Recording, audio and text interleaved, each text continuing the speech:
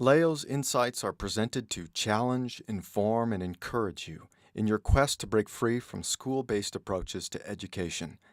Building upon a foundation of unschooling, we sincerely hope these insights help you to consider how education can be truly unlimited. I have probably said all I wanted to say about special needs or the learning challenge. Yet I thought that this topic was so important it deserved to be summed up in a dedicated conclusion. First, I think that it is important to acknowledge that learning challenges are real.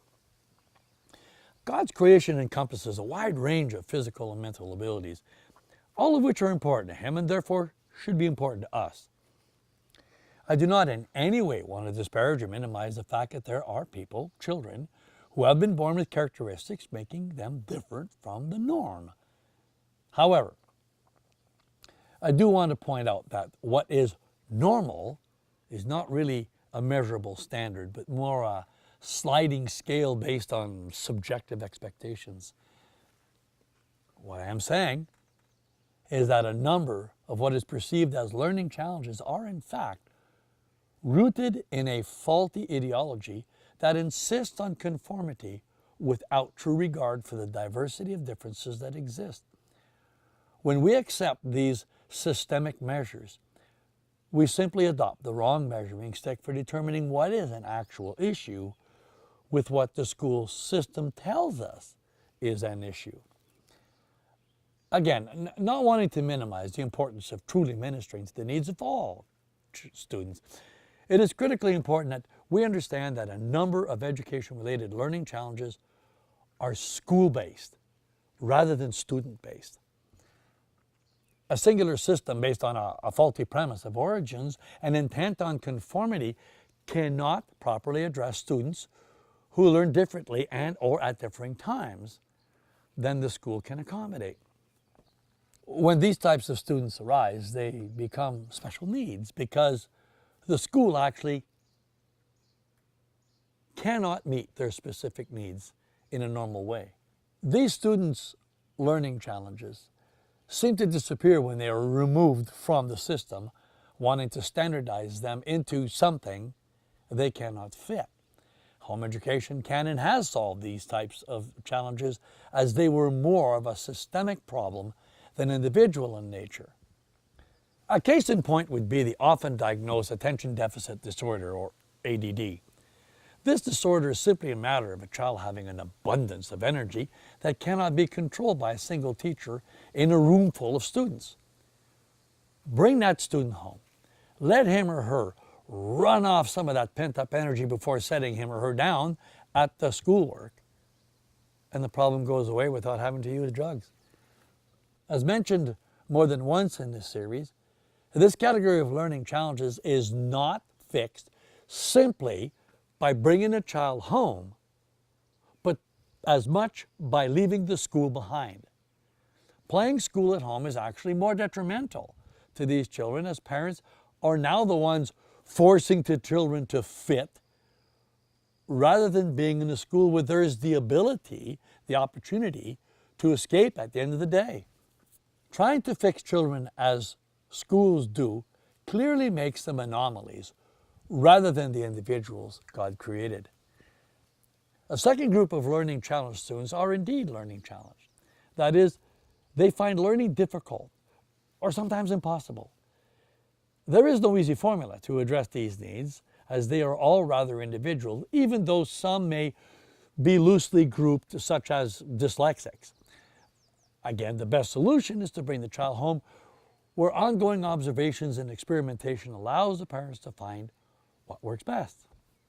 I personally take issue with the idea of testing for learning disabilities.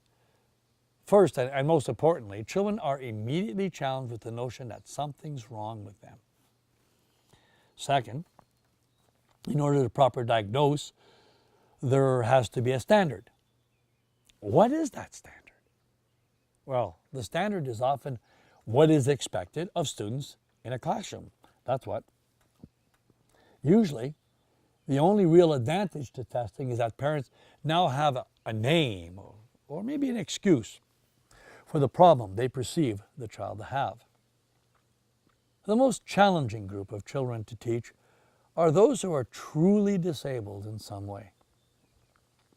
Here I have to admit I have no real solutions, as I have no personal experience. I've witnessed dozens of families with severely disabled children and marvel at the love and attention these parents exhibit and the seemingly intuitive knowledge of how to best minister to them. Never have I heard a single complaint from a parent regarding what the world would see as the burden of caring for such a child. In fact, parents of severely disabled children do not see them as burdens at all. This is a lesson every person needs to learn. Aside from the fact that every human being has special needs, those children who find learning difficult for whatever reason will bring cause for concern to their parents. But we all need to clearly understand the importance of working with what God has provided and not try to fix what some may perceive as God's mistake. Let's end with 4 points. The first point has to be our point of reference. Are we focusing on what God has created or on what man expects of God's creation? The second point is that we have largely adopted a problem created by a system that is basically unable to solve it, yet can still use it for monetary gain. Therefore, reverting back to and or normalizing what the school system promotes hardly addresses the problem at hand. Parents should avoid echoing the school system. It gives children the message that they need to be something other than who they are in order to be accepted. Point 3 is that once we have returned to trusting God rather than putting confidence in man, we need to seriously look into what is causing the frustration. Is it a parental frustration being projected onto the child? If not, well, let's find out what exactly is the problem. Simple observation is usually the best approach. Testing should be seen as a last resort. Once clearly identified, do what you can to minimize the effect of the handicap. Teach a child to manage their weaknesses and to fly with their strength while avoiding the temptation to put in what God has left out.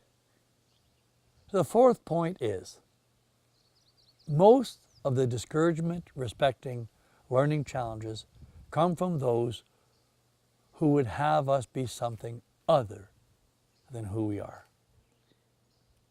Nobody could meet someone else's expectations for who or what they should be. Simply put, on a personal note, I cannot be who you want me to be. All I can do is be me. And with God's grace, the best me that I can be. Avoid at all costs the normalization of man's attempt to standardizing children by making those who are different special needs. Let's celebrate what God has created, regardless of what the world may think. Remember, everyone is special, and everyone's needs are special too. We trust you were blessed by today's presentation.